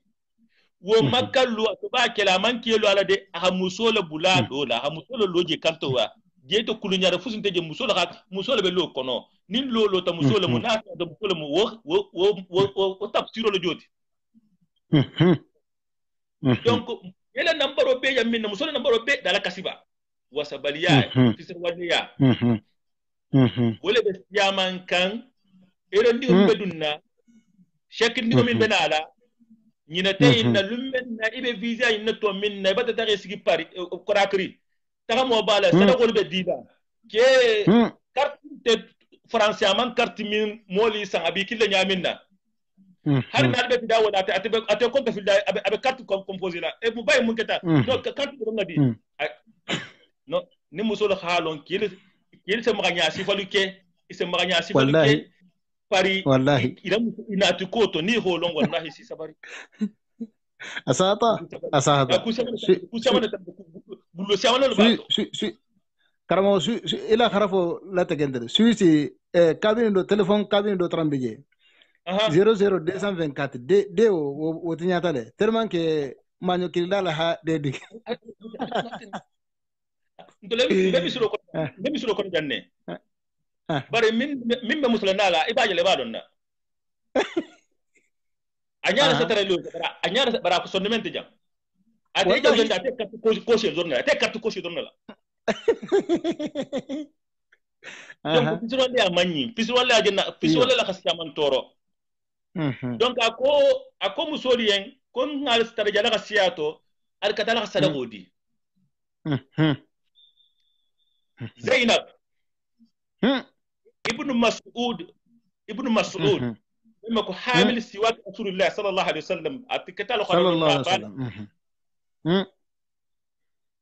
amusuna tilu ama ako kila ko ko ngasada kodi ko bara bele ite min jenti fuqara banantiti gole ya bi kan mbate kanna sada ko ngane tetele yandi mbadi la mo kutama musola khay mira fa waye mo ma fa yandi ko da mira fa komba fe nganna sada ko di telema janni mbadi la mo kilimma bar ninga di ma ama ba sadaka yato est-ce que ama la sadaka yatinya musola sadaka di akema musola sadaka di akema kodi yo ako est-ce que o me sadaka yatinya ako molo ako takalla kila ya taka mayininka sallallahu alaihi wasallam ya la kiya min faye ki ta fa wuliya taka mayininka mbata tela mata gela fano sanki ga san batela le ko kima san baje fana wi to nyala mu mbata be ke hanja ditala no inganne kuma bila mo wala nyima ya kurmi dan nganne nyima ya boy bulu ni bata na takiya khairo ke asamba hadango so in ka ki ne ko ta kila mai dinka na khairo dima ke ko ki ta fa ta mai dinka muso man bunya fa amman bunya fa bulu wuli ta ta le kidaje sallallahu alaihi wasallam jama so do torole ise na to do te kiyen ke la reaction do lubije ise kuma sagun ko ta wonte kesati no hambi ma na tala yenne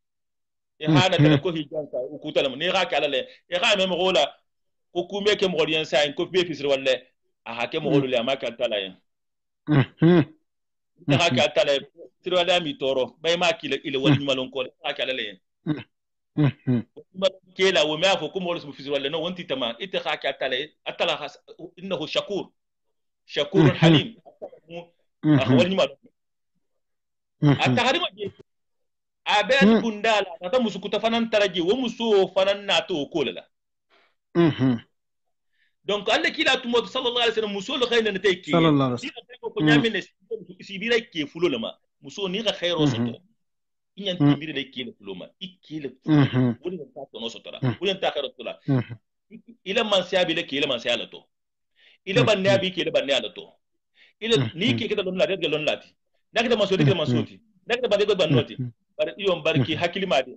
ki hakilimade iyo fo fana fo ki hakilimade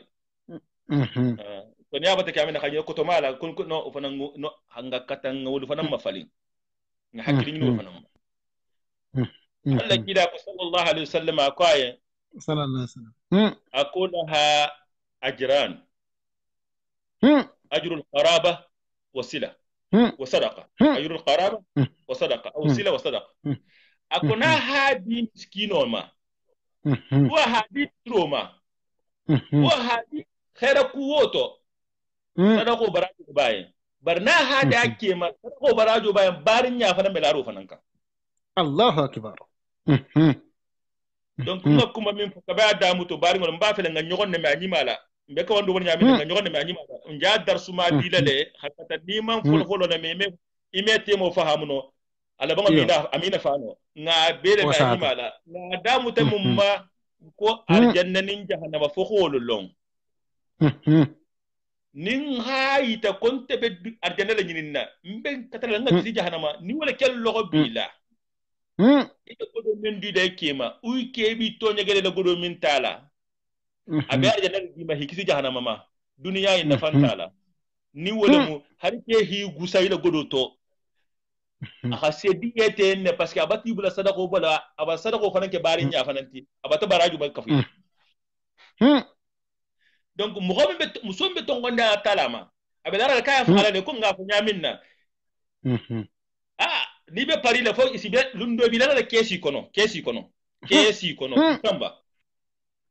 ibi samba la cargo la bagage ina tele be sirin sigiran kan ibi serbi la ni bagage du tema ibi samba la non ibi sagele wolo to bagage subhanallah ni ta fana nimba do bat imemo bebe katala ide ni be larun wala kele la godu domo khairo la muyati tanante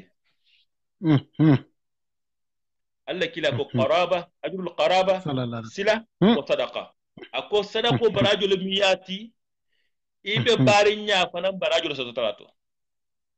wa hakilo be muso minna wo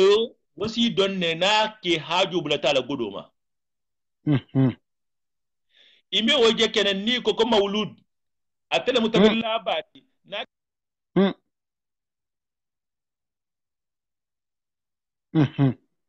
attaquez-les. Voilà. Réseau.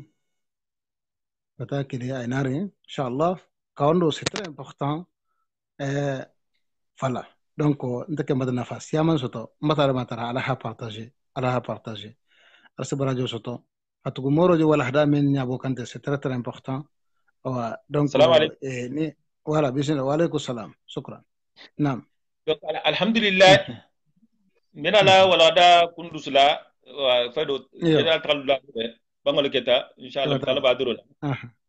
donc ha ikanna bo bari ngolma ante muso doram buluma de abe ki fana buluma wa Allah ko sallallahu alaihi wasallam konin dinar nani bi bulula dinarun anfaqtahu fi sabilillah wa dinarun anfaqtahu fi raqabah wa dinarun tasaddaqta biha ala miskin ودينار أنفقته على أهلك أعظمها أجرا دينار أنفقته على أهلك ni euro nani bi bulula ega euro kilinta ha dépensi atala la silo kam mo be tagala kele koto ala koto ega dépensi ha di woluma euro fula nyogota ha di xam golu bo khor jonyato ha bo jonyato parce que ni la kantu fula nyogol ma fananti ira ngol kanta sayama e hala kanta jonyama bi nyogol dale nyogol dépenser miskino mi balon te mimbulu ira nani nyogol dépenser imusu nani hadi ma ira men di musu matala ko ko barajo ko bunga yanga siela ira men dépenser atala koto ira men dépenser miskino le koto ira men dépenser jonyol koto Allahu akbar. Donc il sango il domo il godo to ala dia doronte de sada kolum baraji bade bato kila muso ha ya ba konto habla conforto ha no ni ho équipement atala la khal toutes les responsabilités to atala toutes les responsabilités to ni te yene occuper atala la responsabilité le moña atala se khairo Allahu akbar. nga ku kilim fo ñogonye inya barakola ame soto fo wulbago karamo se duwayen ya ma sa soto se duwayen e ka londo soto bari la londo ina fa won barakola ti o mesto fi wulbago Allahu akbar.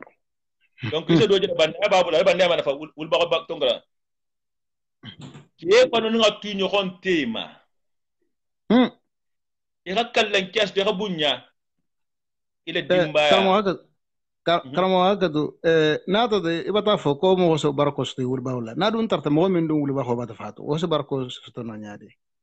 Allah kila ko sallallahu alaihi wasallam lundo be senna ibn Umar ibn Umar be tambila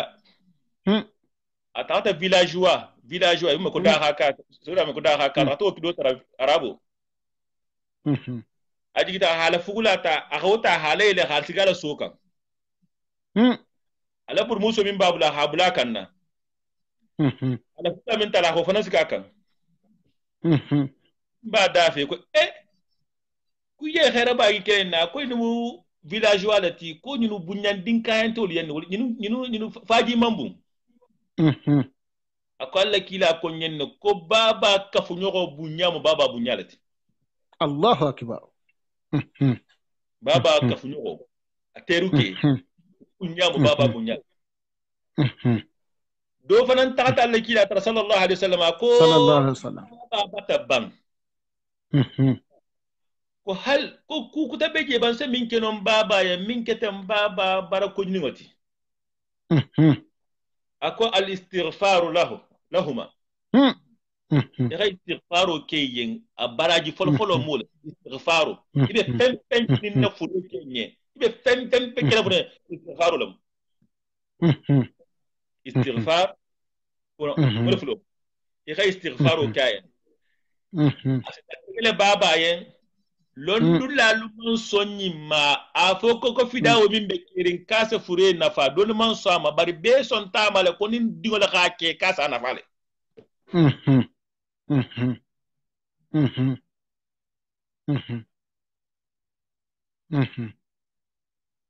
ta kiri tugu donc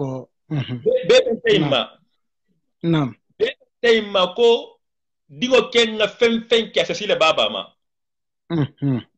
akole ko iza mata al abd inqata amaluhu illa min thalath nimmo banta la baro do kuntu telefo saba londo munafango ije mim kele fo ten nabe arsira be lari harsa ya kola ademo sita ko wallahi tono sitara ako sadako min bo misri lolu anin dim baraka donc istighfar la والدعاء إلى ما دوائي وفاذي أحدهما بابا لسران كندرو ما لفك كمل با ميكا إبا هي سرا كومين نكوا بابا هي من كومين هدي باي أكو نقول أكو إبينغ من ننتي أكو إبينغ نكوتو إبينغ iyo ibare muto min jentale abeki la min to faydo jente ben dabul tarim bes alkotula hinala de wa karmo karsabe kirinta nyim vraiment faydo gudo min be jambata ba fe da misro in trambala banna e baba saran kandiro baba la saran kandiro malheureusement nje bulu min mabi ni min be saran kandiro min kere hasabe halade hasabe hala parce que akonto filu hantiri sabalam trinano fayni no ketela ko la hari dingo lolum bi wallahi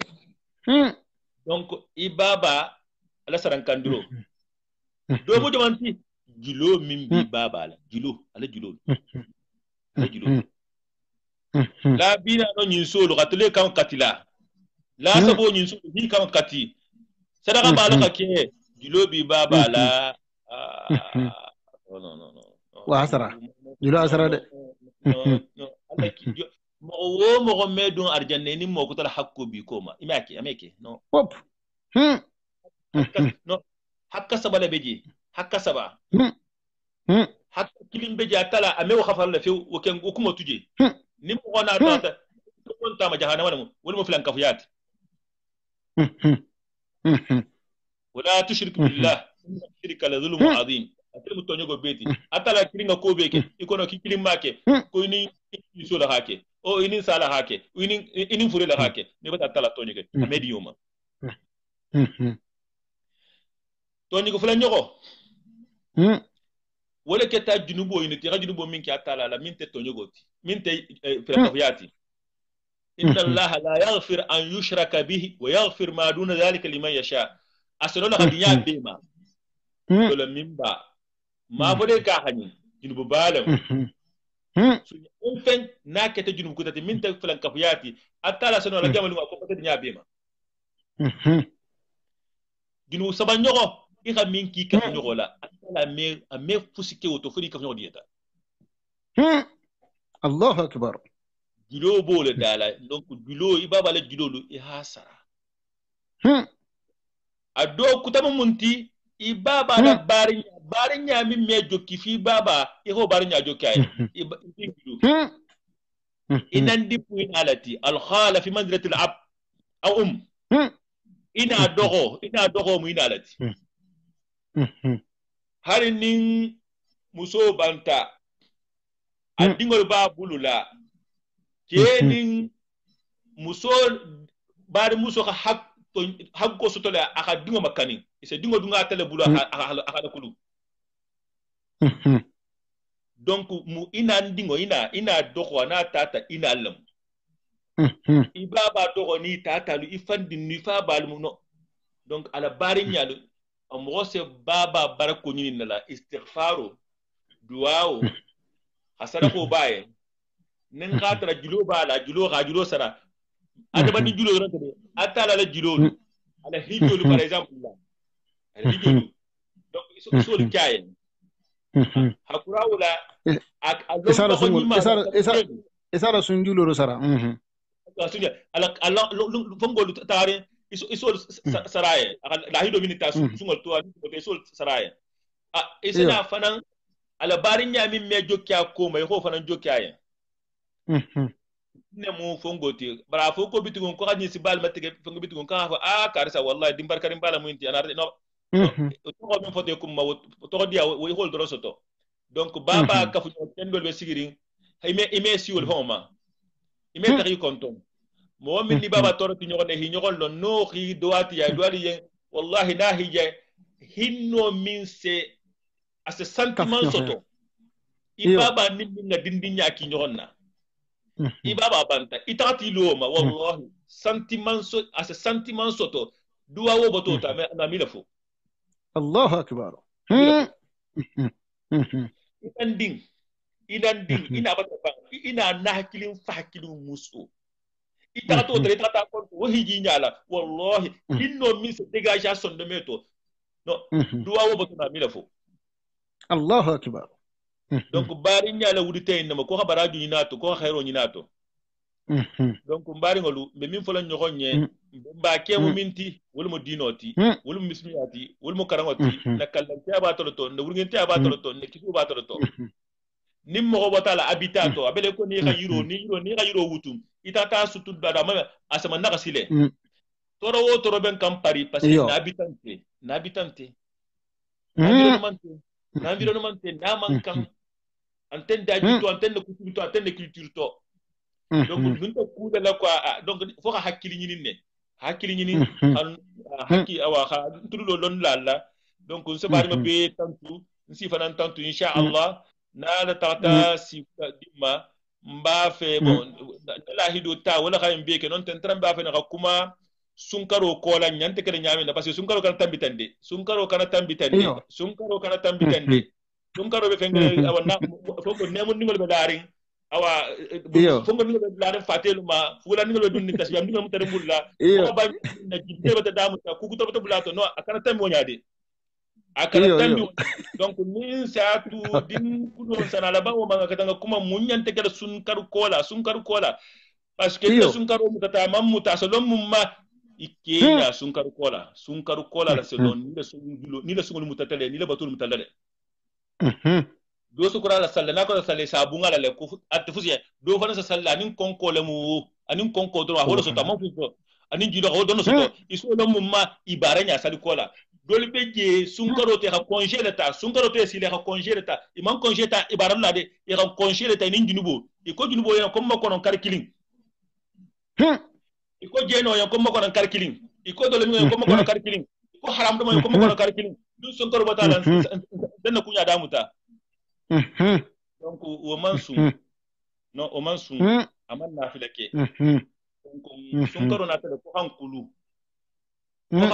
la'allakum tattaqun donc nin ko no di nyon sen insha Allah minala nga kuma sunkaro ma sunkaro ko da mo yanta kana nyaadi abelon nyaadi ko to batu mutamuta so non to vraiment sta directement nga kuma din kuluma na la sonta wala alhamdulillah sallallahu alaihi wasallam atala tara musen khairo kelam biye آمين الفال من توانت من قاد المرجع الديلما آمين المتوبة المكرامات والماسيارة توبة المكنتيا بلجي مو باري ولا خير إلى غرقين تيالمو نيكو كو جانغول من خير وسطو إذا كل ما مفوفنا مو جانغول تي كم وكندو للميتين باتو donc mo ado e bari wala خير ولا لا توبة مو فاسول توبة مو فاسول المجي سمالا المجي سمالا المجي سمالا المخير دنجي المجي خير دنجي almu hakkilo dinne tigirinje ben representerinde be duwal almu hakkili nyima dilema almu hakkili nyima dilema almu hakkili nyima almu ketana la korila almu ketana la korila barinya hadema habisnya hadema hanki hadema bogoti haun dia nyogonye tigo kun to gajjan tigo mekeno ini mombe tigiri anu wala se sinyo ma anu wala sinyo kon to ngadi nyogonye almu sabar la nyogonye almu aswala nyogonye almu khairo kirenye ni hadema hanki hadema bogoti na alfalu almar jende dilema mi men bulula almi melam kun to dingolo hiken dafa fenti hiken dafa fenti jangaya nalu fal hagaso min tege karamo gaso horomo gaso hanabula kallanki gaso hanabula urginti gaso hanabula karam alam dunna da duwoto alkana tasa albaka alamun diwo no fana sallallahu alaihi wasallam sallallahu alaihi karamo mata sewa ini wali almi barajila karabu kilin kinna ni jana ke jalma barajo dilma khane mo si baba ma memba kurfiya fofana anin misru santu furo be inshallah si ma bani jat kendi alma dilma baro me ni bala almo ajiri lebulo alma urginte ya lalaka alma dawlo siyala hakiyen si ma bani jat kendi ati alquran khormana barko sabla hisifa siya ja hangoto hisifa siya misir moto ha baro be barajo ki dunya haki algama alkani fa barajo la ya allah ya rabbi mbata sewa ejana mbo filo minto ya allah ya rabbi almi hajo gulloni banga alma be jarala sewata shukran me sonu procès karamo kado min ke bari wala janga haddi nsotta to to migenta to karamato ba to urginta ba to mata bari janga to ni ko alla kila ko ki ha me mo gola ko mo gol bata halagi atele mo kete mo halagi din folfoloti allahu akbar jangol to fenti bi atele to fenti jangol mo kunma balati senna ibnu abbas yahudi ke do na ta lama katulla atuliya salu alla salu asa fili to me fili salu to ako setano mun kela bun kurilingo bun tiyaru mun kela woto aha nambaro mbe jangodu kam karamatu lebe jewul bakiri horo mo lebe jewul bakiri nanti nambaro nanti Allahu akbar wala mo khair amin Allah ya rabbi shukran donc baringel alhamdulillah rabbil alamin monsieur le président Khawsuba Dramé ajouté ou bien organisateur Touba Karantaba mbara mutal président ou bien homba tala jamena almija momo na da sata mbata sai wannan karamo bala na imam shehu yusufu fofana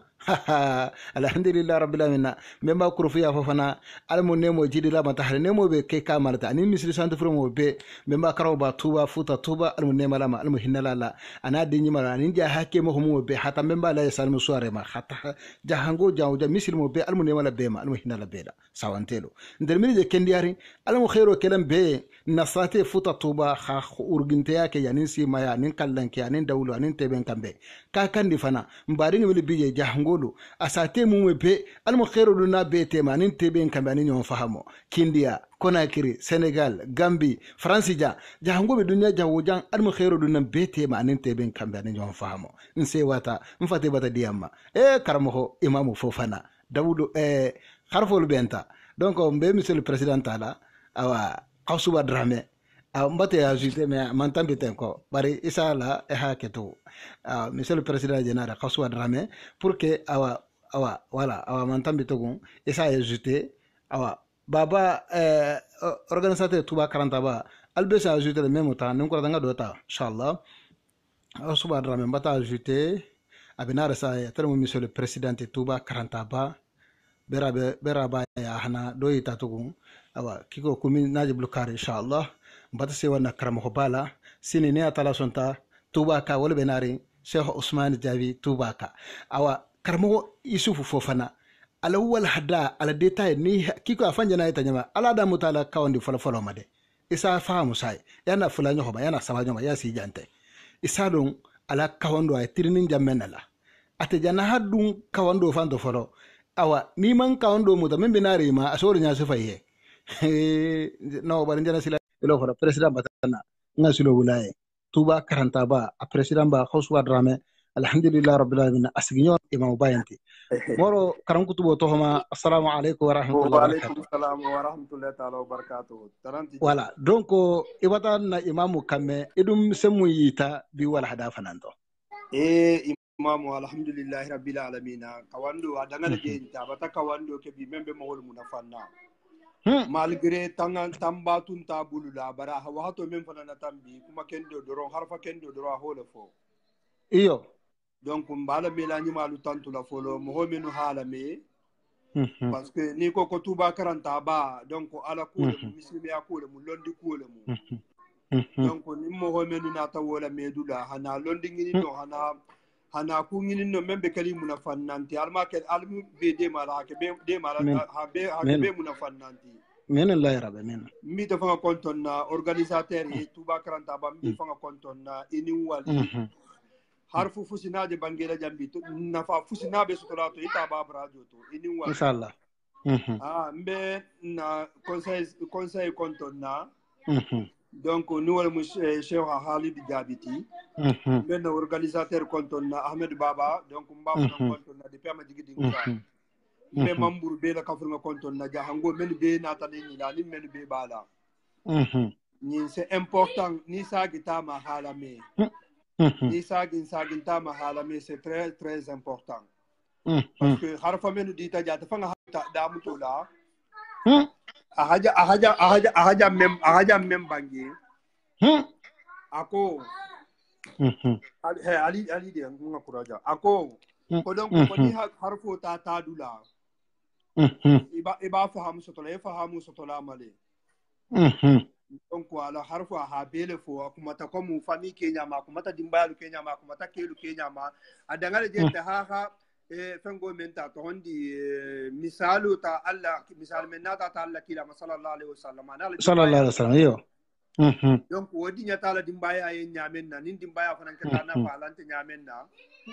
anina ka de to hondi kubra dinyata Allah kila ye nyamen na ha fanga to abulla nyamen na alta la fanan ngasago la ko kai donc alhamdulillah rabbil alamin to me ka wandi keno halain kam be wari en tant que président Touba Karanta ba be warin ka wandi lalla be warin na al-mamul be warin na ustazullah jahangaya dian talain kola emission Touba Karanta ba jahangaya min italate jahangaya be ita kaita nyama be bita ita kaita nyama bebe munafan sotola emission kutato bebe munafan sotola ita nyakutama Touba Karanta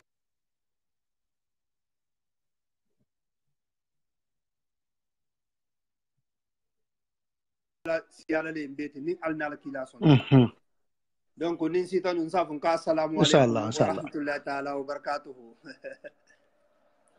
wa alaikum salam wa rahmatullahi wa barakatuh monsieur le président Dramé Kandji Kobarka merci beaucoup ok shukran awa président kam Khaswa Dramé depuis Koko do tenten je la Grenoble au Canada wa na contredima ba na di taba Cheikh Ahmed Baba Cissé ustad tu peux m'insulter